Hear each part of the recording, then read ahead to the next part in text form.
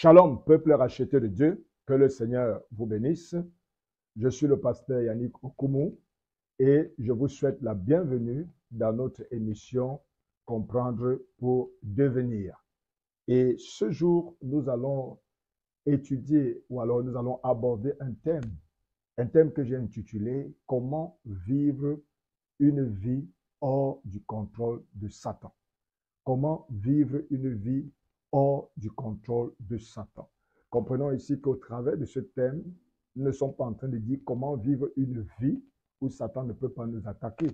Mais nous sommes en train de dire comment vivre une vie où Satan ne peut pas contrôler notre vie. Oui, parce qu'il faut comprendre que le diable a le droit d'attaquer nos vies, mais il n'a pas toujours le droit de les contrôler. Alléluia. Alors, bien aimé, ce matin, il est important de comprendre une chose qui devrait nous amener à comprendre pourquoi il est important d'en parler. C'est tout simplement parce que vous devez comprendre la mission de Satan. La mission principale de Satan dans la vie du chrétien, c'est de l'empêcher d'accomplir la destinée de Dieu dans sa vie. Ça veut dire que là où tu es là, Dieu t'a créé, il t'a donné une mission en tant que chrétien et tu devrais accomplir cette destinée. Et forcément, cette destinée est destructrice pour le camp de l'ennemi. C'est la raison pour laquelle il doit s'attaquer à toi. Même si tu ne le savais pas, c'est la raison pour laquelle le diable s'attaque à tous les enfants de Dieu. Parce qu'il sait que ces derniers ont une destinée à accomplir et que forcément, cette dernière risque de lui être très fatale pour lui et pour son royaume. C'est la raison pour laquelle il attaque. Dans le livre de Jean, chapitre 10, au verset 10, Jésus a dit, le voleur ne vient que pour voler, égorger et détruire. Moi, je suis venu afin que les brebis aient la vie et qu'elles aient la vie en abondance. Telle est l'œuvre que le diable ne peut que faire, à savoir voler, égorger et détruire. Alors ce matin, nous allons nous intéresser à la vie d'un homme qu'on appelle Job. La Bible parle d'un homme qu'on appelle Job dans le livre de Job qui porte son même nom, où il est dit que c'était un homme qui plaisait à Dieu. Il était comme la lumière de Dieu dans sa génération. Jusqu'à ce que, à cause de cela, il y avait une certaine jalousie certainement dans le cœur de Satan qui allait voir Dieu et qui lui a dit, tu n'as fait que du bien à cet homme. Certainement, si tu l'infliges, ou alors si tu permets que je lui inflige certains malheurs, je suis convaincu d'une chose, c'est que cet homme te maudira en face. Vous voyez, le but de Satan, c'est toujours de venir contrecarrer le plan de Dieu dans la vie d'un être humain.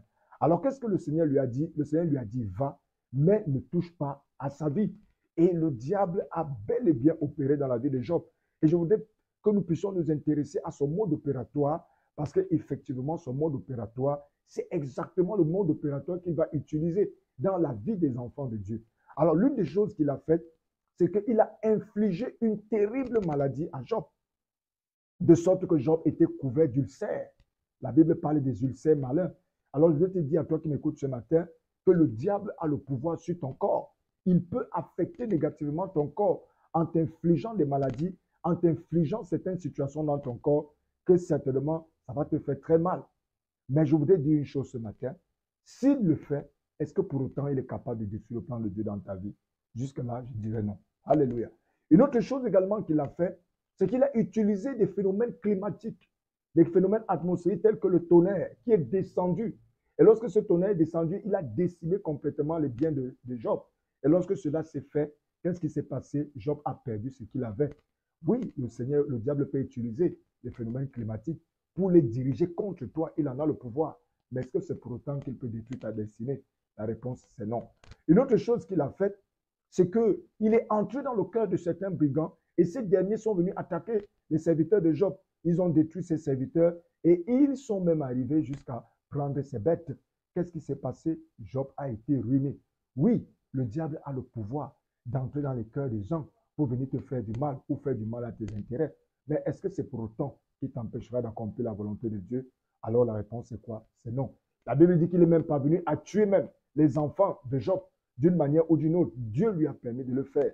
Comme parfois le Seigneur permet que certains malheurs nous arrivent, où le diable peut frapper les membres de nos familles, à notre chair, lorsqu'il l'a fait.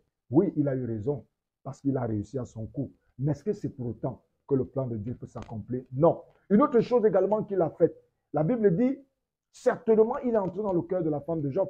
Parce que la Bible dit, la femme de Job lui a dit, maudit Dieu et meurt. Et nous savons que c'est ce qu'il avait dit au diable au ciel, au Dieu au ciel, en lui disant, si tu lui infliges ce malheur, il va te maudire. Il va te maudire en face. Donc nous comprenons qu'effectivement, le diable a le pouvoir d'entrer dans le cœur des membres chers pour essayer de nous conduire à poser un acte d'erreur. Mais est-ce que Job l'a fait? Job ne l'a pas fait. Est-ce que c'est pour autant que la destinée de Dieu pouvait s'arrêter? Non, pas du tout.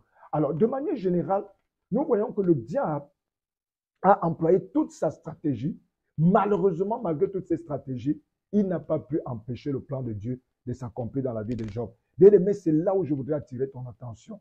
Parce que je voudrais que tu comprennes que le diable a le droit d'attaquer ta vie, mais il n'a pas le droit de t'empêcher d'accomplir ta destinée. Je voudrais te montrer au travers de ce que je viens de te présenter dans la vie de Job, qu'en réalité, le plan de Satan est limité dans ta vie.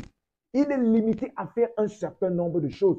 Il peut t'affecter sur le plan physique, il peut t'affecter sur le plan émotionnel, il peut t'affecter sur certains plans, mais il ne peut pas toucher à ta vie et il ne peut pas détruire la destinée de Dieu dans ta vie. Alléluia.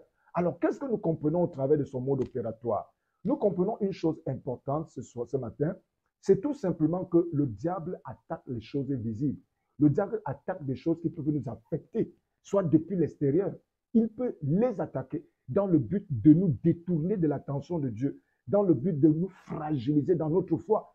Et peut-être au moment où je suis en train de parler, certainement, il a bien travaillé dans ta vie, à tel point qu'au moment où je parle, tu es découragé, tu n'as plus de foi en Dieu, tu te sens tellement mal à l'intérieur de toi, tellement tu as subi les coups de Satan. Bien-aimé, je vais te donner une raison pour laquelle cela t'arrive, c'est parce que tu vis encore et tu dépends encore de ce que tu vois, tu dépends encore de ce que tu ressens, tu dépends encore de ce que tu entends. C'est la raison pour laquelle ta vie est fragile. Mais qu'il me soit permis de te dire ce jour que si tu veux vivre une vie hors du contrôle de Satan, il faut que tu arrêtes de dépendre de ces choses visibles. Il faut que tu arrêtes de dépendre de ce que tu ressens. Tu arrêtes de dépendre de ce que tu entends. Tu arrêtes de dépendre de ce que les gens te disent. Que tu commences à dépendre de quoi? Tu commences à dépendre de ce que Dieu te dit. Alléluia.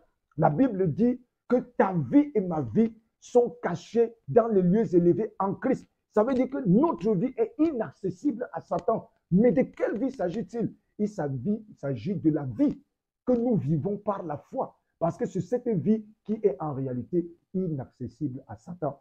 Il peut attaquer ton corps, il peut attaquer tes biens, il peut t'attaquer émotionnellement, il peut utiliser les personnes tout autour de toi. Mais si tu regardes à la parole de Dieu, mais si tu t'attaches uniquement à la parole de Dieu et que tu vis par la foi en cette parole, je peux t'assurer aujourd'hui, il a perdu complètement le contrôle sur toi. Puisque les choses pour lesquelles il a un contrôle sur toi, ce sont des choses visibles, ce sont des choses du ressenti. Et puisque tu ne vis plus par rapport à ce que tu ressens, tu ne vis plus par rapport à ce que tu entends, tu ne vis plus par rapport à ce que tu vois, dès lors, comment peut-il encore contrôler ta vie? Bien aimé, le secret pour marcher au-dessus de Satan, c'est de vivre en dépendant de la parole de Dieu. C'est de vivre en dépendant du Saint-Esprit. Bien aimé, qu'est-ce que tu ressens? Qu'est-ce que tu vois en ce moment? Quelles sont les nouvelles que tu entends en ce moment? Bien aimé, connecte-toi à Dieu. Connecte-toi à sa parole. Connecte-toi à son esprit. Connecte-toi à lui par la foi. Parce que la vérité, ce n'est pas ce que tu vois. La vérité, c'est ce que Dieu te dit. Alléluia. C'est ce que Dieu te dit qui est la vérité et non ce que tu es en train de voir en ce moment. Parce que ce que tu es en train de voir en ce moment, ça peut être une manipulation satanique dans le but de contrôler ta vie. Alléluia. Donc, bien aimé, ce matin, je voudrais encourager quelqu'un qui m'écoute en lui disant, si tu veux vivre une vie hors du contrôle de Satan, tu as une seule chose à faire. Arrête de dépendre de ce que tu vois, de ce que tu entends et de ce que tu ressens. Arrête de dépendre de ces choses-là. Commence à dépendre de ce que Dieu dit. Commence à dépendre du Saint-Esprit. Commence à vivre par la foi. Car c'est ce que Dieu dit qui est vrai. Peu importe ce que tu vois, peu importe ce que tu entends, peu importe ce que tu ressens. Il a dit que tu seras guéri. Tu le seras. Alléluia. Il a dit que tu ne mourras pas. Peu importe l'état lamentable de ta santé, tu ne mourras pas au nom de Jésus. Il a dit que tu ne seras pas ruiné. Quels que soient les vents négatifs que tu ressens dans ta vie financière et dans ton business, tu ne tomberas pas. Voici la parole de Dieu. Alléluia. Peu importe ce que tu vois, cela ne t'arrivera pas. Connecte-toi à ces paroles et le diable perdra son contrôle sur ta vie. Alléluia. Car vous devez savoir que la foi opère comme un GPS. Si vous perdez votre GPS pendant que vous êtes sur la terre, comment va-t-on encore vous localiser depuis le ciel? Et c'est ça que le diable recherche, que tu perdes ton GPS. Et quand tu perdras ton GPS, tu seras désormais perdu et il pourra mieux t'attaquer pour te détruire. Que le Seigneur te bénisse. Garde ces leçons précieusement. Je lève ma voix. Père, je prie pour ceux qui sont en train de m'écouter ce matin. Père, je prie afin que, oh Dieu, Seigneur, cette foi et cette attitude, Père, qui regardait encore aux choses, Seigneur, qu'on vivait. Seigneur, je prie que tu délivres une personne ce matin, au nom puissant du Seigneur Jésus. Que le cœur d'une personne, que la foi d'une personne quitte le stade actuel pour commencer à se connecter aux promesses de Dieu, à la volonté de Dieu, à l'Esprit de Dieu. Oui, que quelqu'un commence à vivre sa vie céleste, c'est-à-dire la vie éternelle que tu as révélée au travers de ta parole pour lui. Au nom puissant du Seigneur Jésus.